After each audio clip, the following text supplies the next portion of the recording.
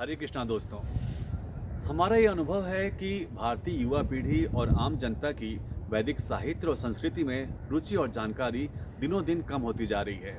वहीं दूसरी ओर पाश्चात्य देशों के लोग हमारी संस्कृति और वैदिक साहित्य में और अधिक रुचि ले रहे हैं। चलिए देखते हैं इस वीडियो में इसका उदाहरण।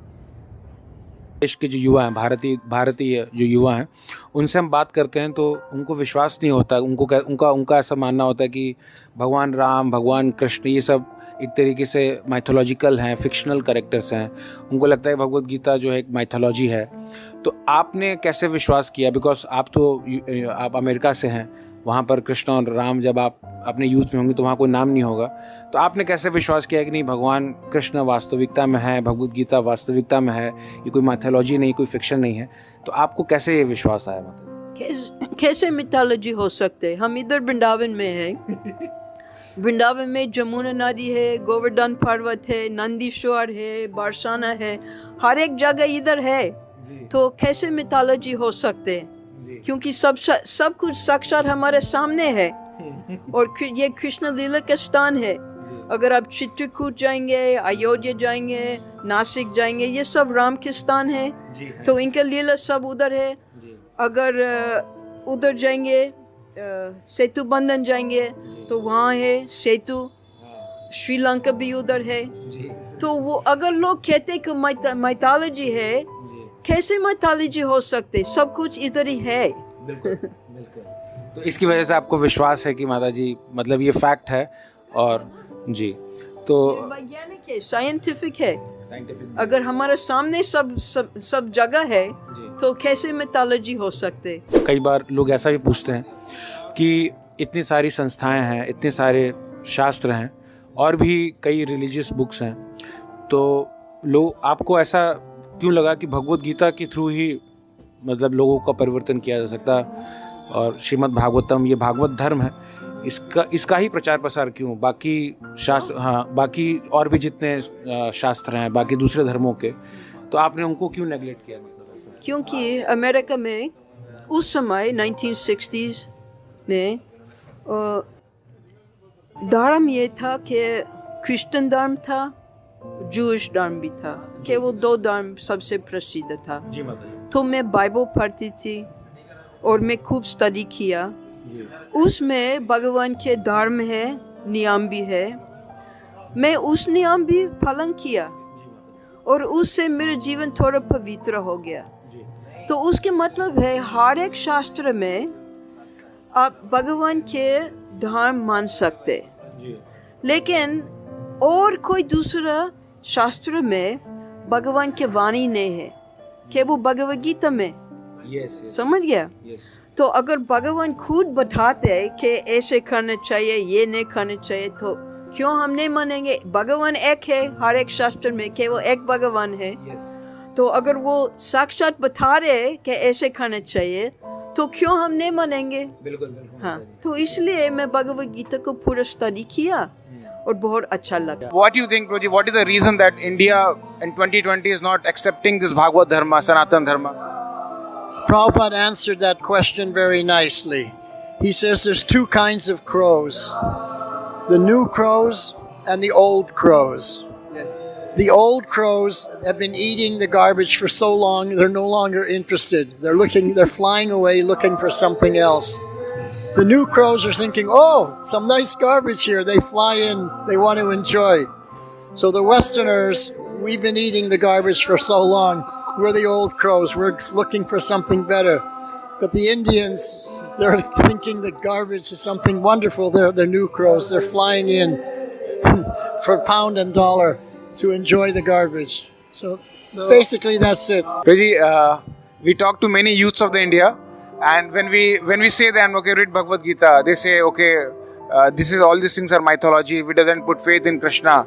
But we are seeing that the many devotees are coming from West and they are dedicating their life, they are preaching.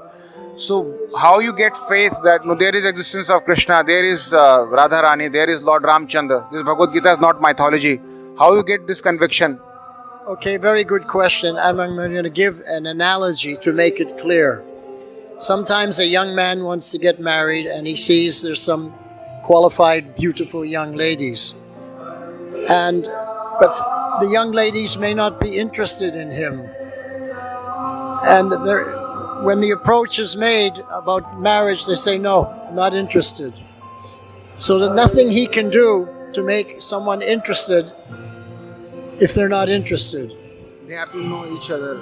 Well, you have to have the qualities that will attract that young lady to say, yes, now I'm interested. Yes. It's the same with Krishna. Krishna may not be interested in having a relationship with you because you don't have the qualities he's looking for. Yes. The qualities he's looking for is humility, kindness, gentleness, sweet speech, helping others, all these qualities. Then he reveals himself to you. Yes. And if Krishna doesn't reveal himself to you, you'll think everything is mythology. Just like if the young lady doesn't want to become your wife, you won't know anything about her and she won't reveal herself to you. It's so simple. Yes. We have to take the first step to Krishna, then he reciprocates. Ye yatamam prapadyante tam sitaiva bhajamyaham. As I approach Krishna, he reciprocates accordingly. We have to take the first step. If I'm thinking Krishna has to take the first step, that's crazy. That's crazy. Yeah. Yeah. If I want to meet Boris Johnson, Prime Minister of London, I have to take first step. He's not going to take first step to me. Yes. Trump is not going to take first step to me. So what to speak of Krishna?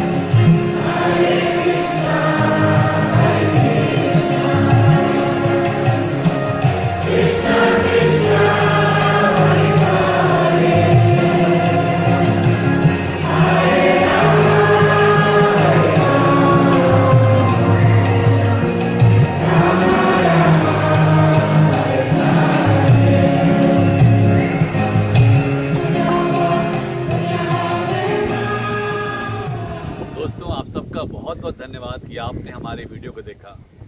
दोस्तों, Indian youth and Indian public की वैदिक culture को लेकर जो awareness है वो कम होती जा रही है। जैसा कि हमने वीडियो में देखा कि बाहर के लोग, वेस्टर्न कंट्रीज़ के लोग ना सिर्फ भगवद गीता को पढ़ रहे हैं, समझ रहे हैं, उसकी शिक्षाओं को अपने जीवन में उतार रहे हैं, बल्कि भगवद गीता का ज़ोर शोर से प्रचार प्रसार भी कर रहे हैं। दोस्तों, अगर हम चाहते हैं कि भगवद गीता को, हमारी सनातन संस्कृति को प्रिजर्व किया जाए, प्रमोट किया जाए, तो इसके लिए बहुत ही आवश्यक है कि हम इसके शिक्षाओं को अपनी डे टू डे लाइफ में प्रैक्टिस भी करें। प्रैक्टिस करने के साथ साथ ये भी आवश्यक है कि हम इसे शेयर करें और डिस्ट्रीब्यूट करें। हाँ, डिस्ट्रीब्यूट करने से मुझे याद आया कि हम ये महीना गीता जयंती के रूप में मना रहे हैं। गीता जयंती यानी वो दिन जब भगवान कृष्ण ने अर्जुन को गीता का ज्ञान दिया था। इस महापर्व को मनाने के लिए हमारी टीम ने ये संकल्प लिया है कि हम इस महीने कम से कम 1 लाख भगवद गीता ज़रूर डिस्ट्रीब्यूट करेंगे। हम चाहते हैं कि हर एक नए व्यक्ति के पास एक भगवद गीता हो। हम हर घर में भगवद गीता देखना चाहते हैं। ये हमारा संकल्प है, ये हमारा प्रयास है। इस लक्ष्य को प्राप्त करने के लिए हमें आपके सहयोग की बहुत ही आवश्यकता है। इसलिए हमारी आपसे विनम्र विनती है कि आप अपने फैमिली मेम्बर्स, फ्रेंड्स, एम्प्लॉयज़, आस पड़ोस के लोगों को भी एक एक भगवद गीता अवश्य दें। इस वीडियो के टॉप पर एक फ़ोन नंबर मेंशन्ड है, उस पर आप व्हाट्सएप करके अपना नाम और पता भेज सकते हैं। हमारी टीम आपको कांटेक्ट करेगी और यहाँ से आपको भगवद गीता भेज सकती है। इस प्रकार आप जहाँ हैं वहाँ से भगवद गीता का प्रचार प्रसार कर सकते हैं। आशा है आप हमें अपना पूरा सहयोग देंगे। धन्यवाद। हरे कृष्णा।